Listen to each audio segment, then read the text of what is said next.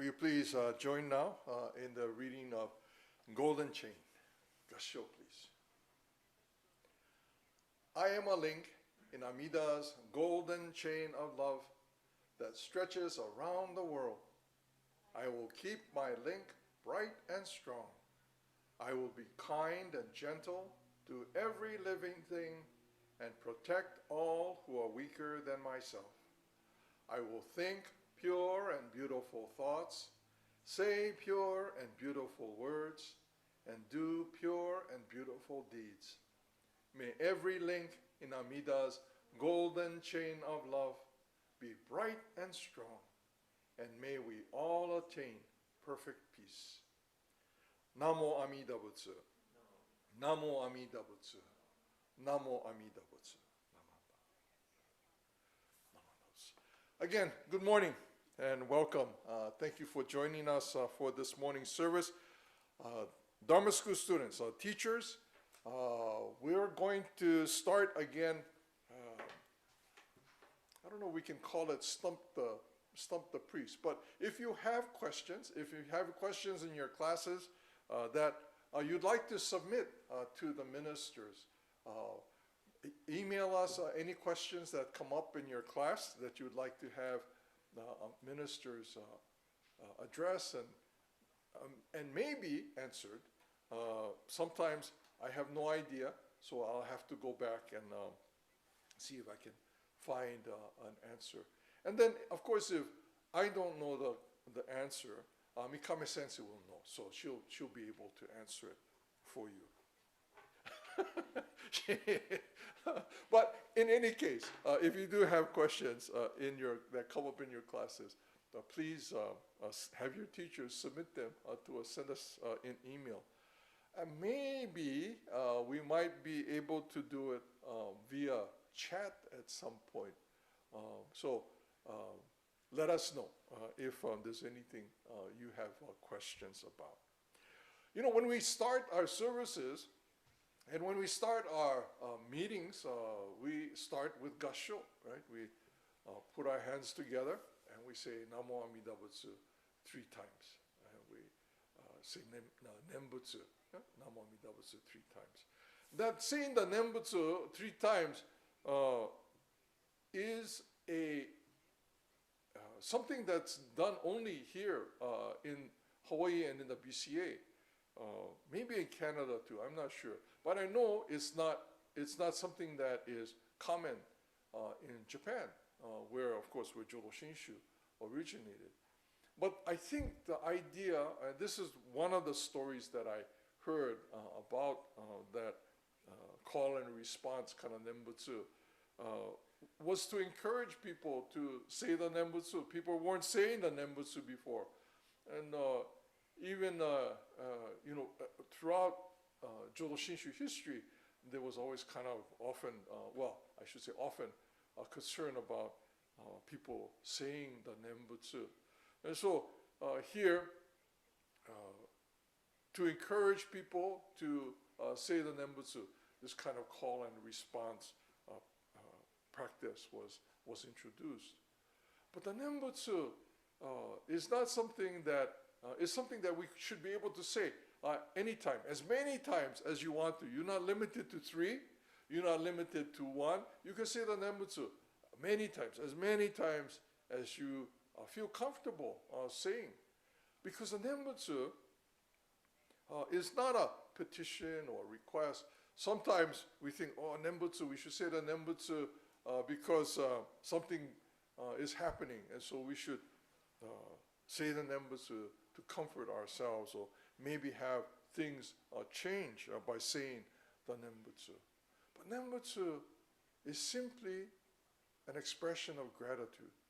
It is our way of saying thank you.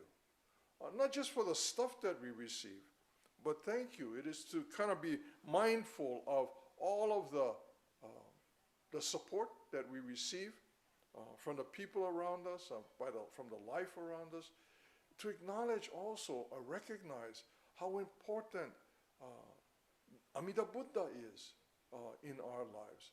That Amida Buddha's promise to resolve the difficulties that we experience as human beings, that we have take place in our lives, and that we cause sometimes, that even if all of that we're kind of deeply a part of, we are still assured by Amida Buddha that we too will be able to experience enlightenment. Last week, we had our Coast District Ohigan joint service. Was that last week? Was that last week already? A week before? Week before. Oh, okay. So a week before, we had that Coast District joint service, Ohigan service, and I apologize, we kind of messed up on that, and we weren't able to broadcast that service. Koe Umezu Sensei, who's from the West Los Angeles Buddhist temple was our speaker for that service, and she gave a really wonderful Dharma message, and Michael Jones moderated a seminar following the service. But at Ohigan, we think of the 6 paramita, these 6 perfections that we should try to think about and try to apply in our lives. But when we think about the 6 paramita, when we think about things like the Eightfold Path, these practices that we find very common in not just in Jodo Shinshu, but we find in Buddhism as a whole, there are these many kinds of practices that we can follow. Meditation is another part of the Eightfold Path, as well as the 6 paramita, this meditative practice. And here in the West, it's becoming more common.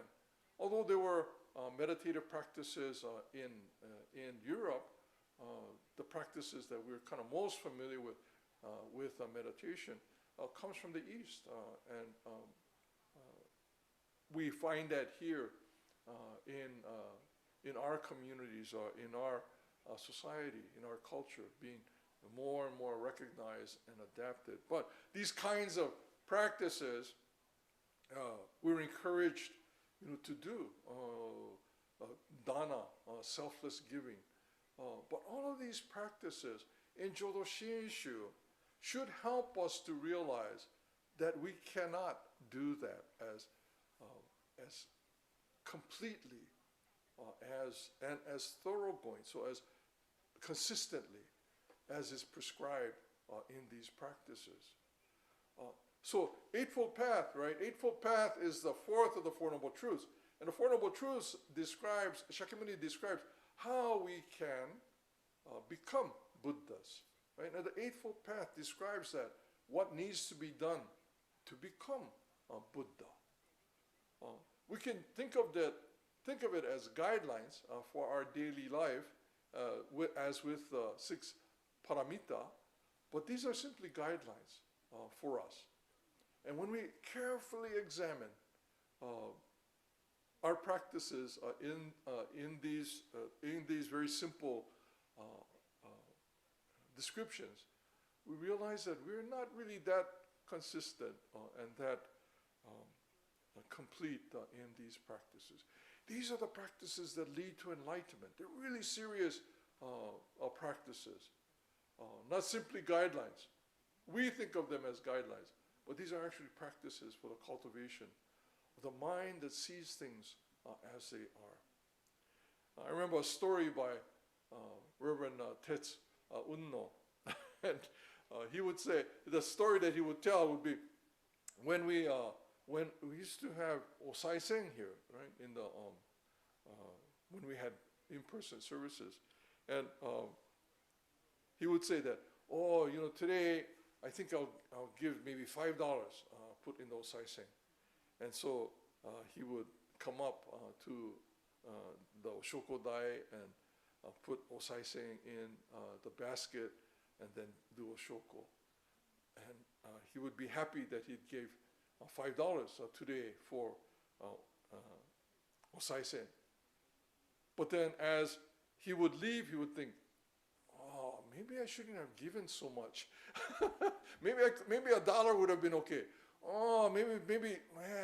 So the mind is attached, right, to this, to the amount that we gave for Osaisen. But that's just one example of what that Uno Sensei would give often. But so to do dana is very challenging. But that should remind us of our own limitations and how important, therefore, the assurance of Amida Buddha, that no matter who we are, no matter what we may or may not accomplish, that we too are able to become Buddha. Knowing these limitations that we have, Dhammakara became Amida Buddha, so that everyone, myself especially, is able to experience enlightenment. And that's why when we say Namo Amida Butsu, It is a kansha no nembutsu, the nembutsu of gratitude, for the assurance of Amida Buddha that provides for the enlightenment of all beings, myself included. And so when you go to a meeting or when you do before a meal and say Namo Amida Butsu, it is an expression of gratitude, certainly for the things that we receive, but as importantly, or perhaps more importantly, it is for the assurance of Amida Buddha that provides for my eventual enlightenment. That I too, even as foolish as I am, that I too am able to become Buddha. Okay, thank you very much. We're running kind of a little behind schedule, but in a few weeks on October the 24th, the Coast District Nembutsu Family Conference, which is being organized by Watsonville, Salinas, Monterey Buddhist temples, will be conducted. There's information about the family convention in the Dharma and on our website. So please take a look. I think it's $20 registration, but you do need to sign up in order to participate in the conference. So please do take a look at our website for that information. Thank you very much, everyone. And again, Dharma School students and teachers, if you have any questions, send them over. We'll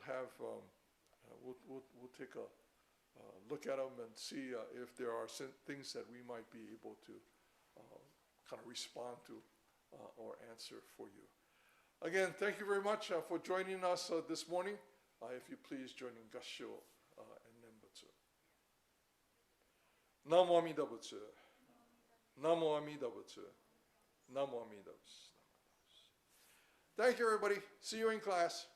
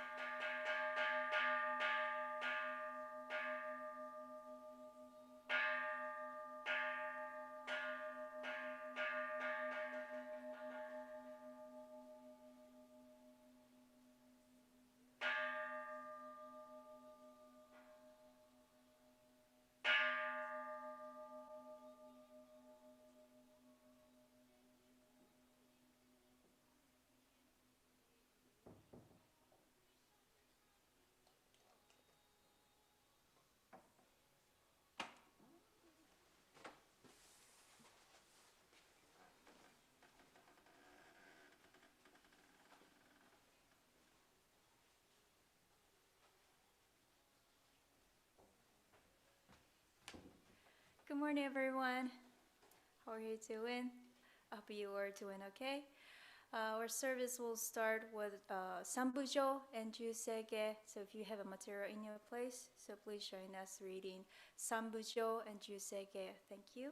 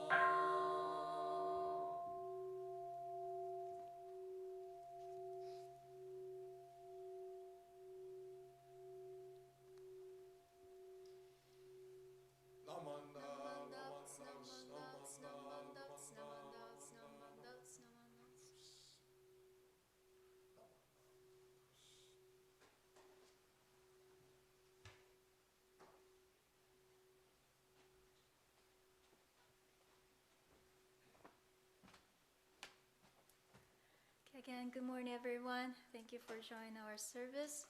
Okay, if you wouldn't mind, please join me in reading Three Treasures. It's on the big purple sutra book, page 8. So please join me in Gassho. Hard is it to be born into human life, now we live in it. Difficult is it to hear the teachings of the Blessed One, now we hear it. If we do not realize the truth in this life, when will we realize it?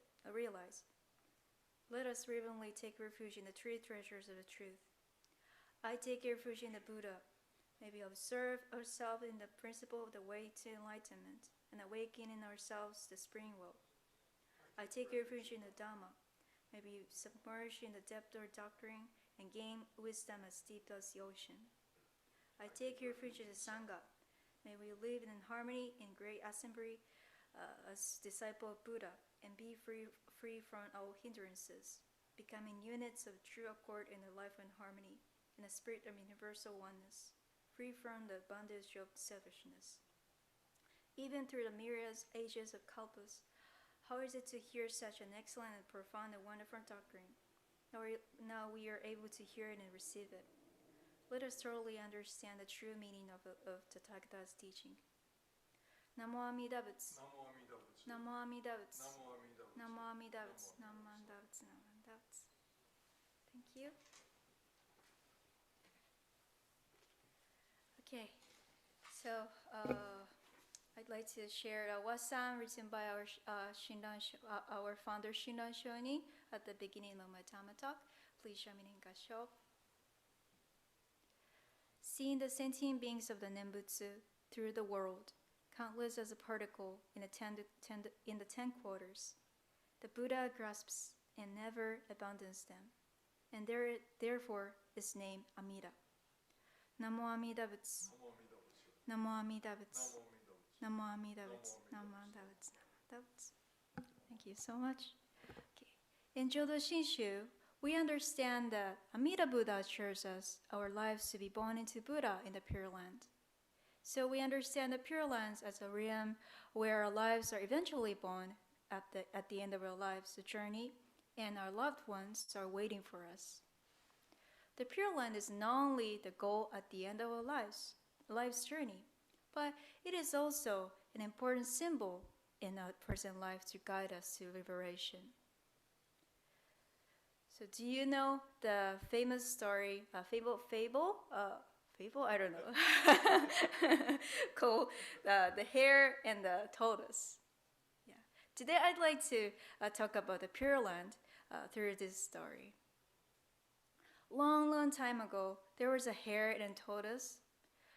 The hare was very fast and made fun of the tortoise, calling him slowpoke, or being so slow. The tortoise, who hated being picked on, asked the hare, "Why don't we race to the base of the mountain over there?" The hare replied, "Sure, but you think you can beat me in the race?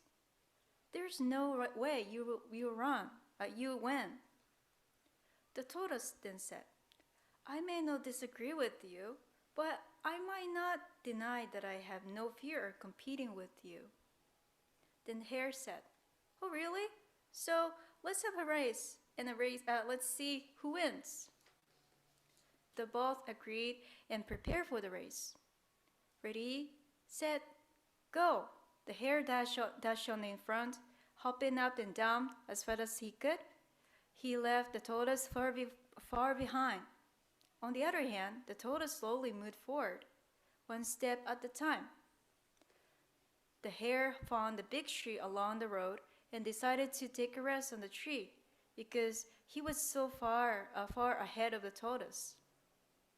After a refreshing nap, the hare woke up and said, "It looks like I fell asleep.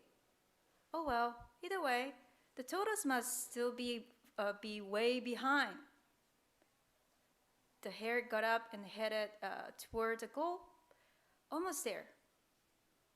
But although the hare has been sure he would win, he was very surprised to see the tortoise already at the finish line. Even though the tortoise was slow, he never stopped moving forward, even while the hare slipped. The hare apologized to the tortoise and promised to never call him slowpoke again. What can we learn from this story? Don't be so careless or don't slack off.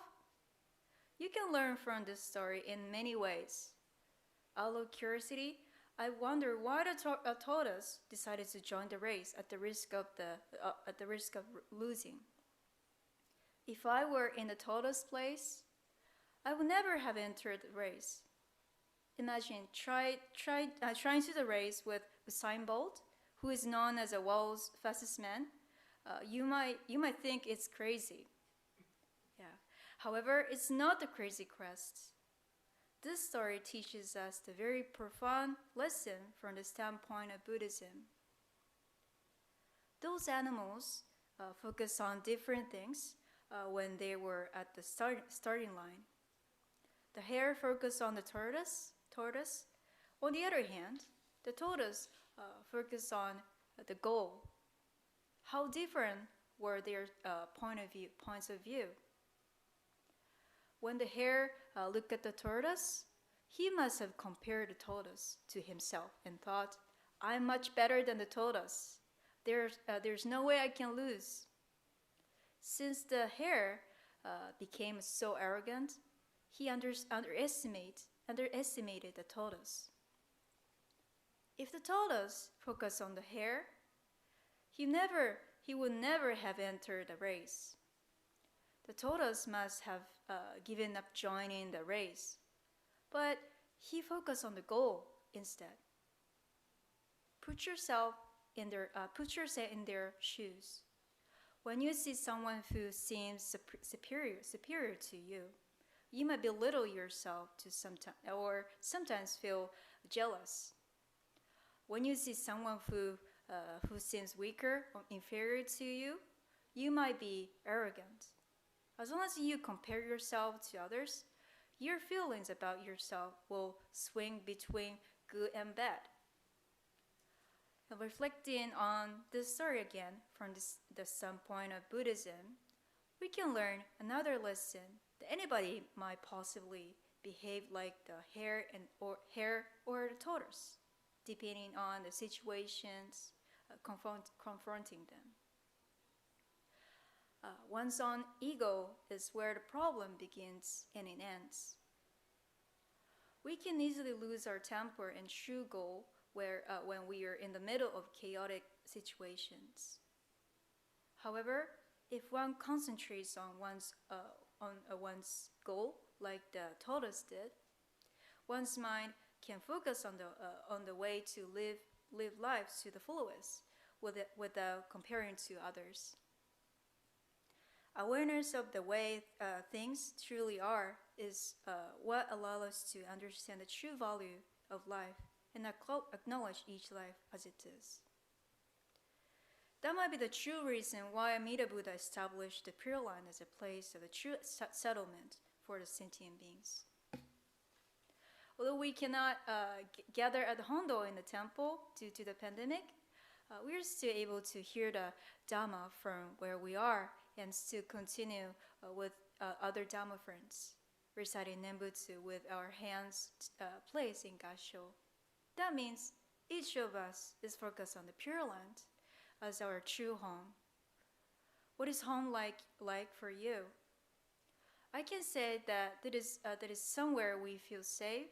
We can show our weakness without any fear, and we can be accepted just as we are. But it doesn't always refer to certain places, but it can be a person who has a home feeling.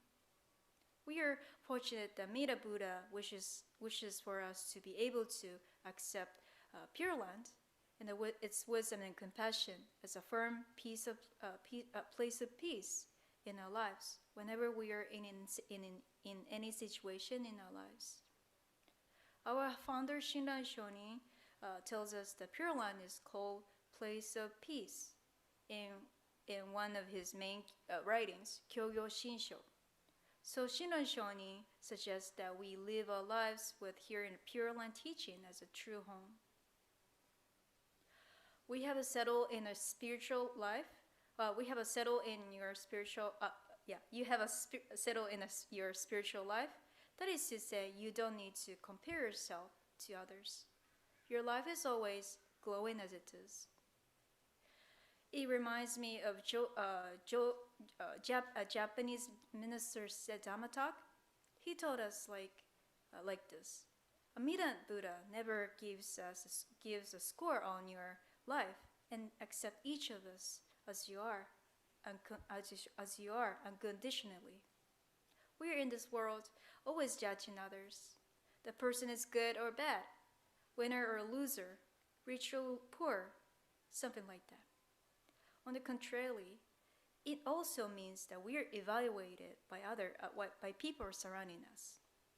It is inevitable for us to be judged as long as we live in this life, as long as we live in this world. My mind might have been contaminated by the needs to compare myself with others, lose or gain, victory or defeat. We each other may pretend to be strong and that everything is okay in this world by hiding our suffering, which we can't express, in sadness, which we can't talk about. In such reality, Amida Buddha never discriminates and judges our lives. Regardless of person, everyone's life is equally a perfect score as they are. Here, I'd like to share the story of the time when I was a university student. After graduating from high school, I was learning English and English literature in a university in Tokyo. I originally really loved to study English when I was a high school student, and this is embarrassing. I am ashamed to tell you, but I assumed that I was superior to other students in my high school when it comes to English. So I was very excited to start something new and study my favorite subject in the university. At the first school, we had the self-instruction in front of everyone in the classroom. Most students were really good and confident to speak in English because some people grew up in the US and spoke like a native English speakers, and others had studied abroad some years. I was very surprised to hear others' introduction. On the other hand, I haven't studied abroad at the time, and I grew up in a rural region in Shimane, Japan, which does not have much chance to speak in English. So I have studied English by myself, only through radio. So I feel like all students except me seemed superior to me. It was really shocking experience for me at the beginning of my university life. Since then, I felt scared to speak in front of other classmates in English during the classes because I belittled and underestimated myself. And I feel the same now.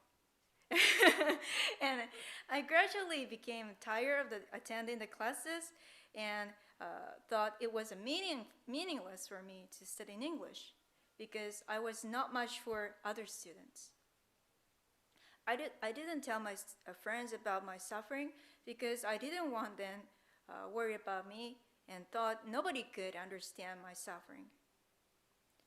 During my 4 years in university, I lived in a dormitory where the Japanese students and foreign students in the university lived.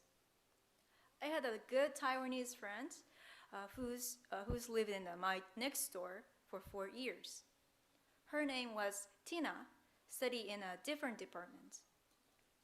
I often visited her room to talk to her in Japanese, not in English.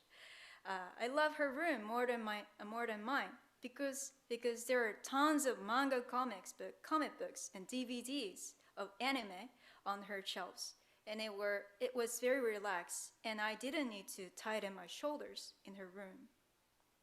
She was good at Japanese, like a native Japanese speaker. Other than that, she spoke English, French, Spanish, and Chinese, but she never acted big, even if she was smart. But she was always cheerful and humble.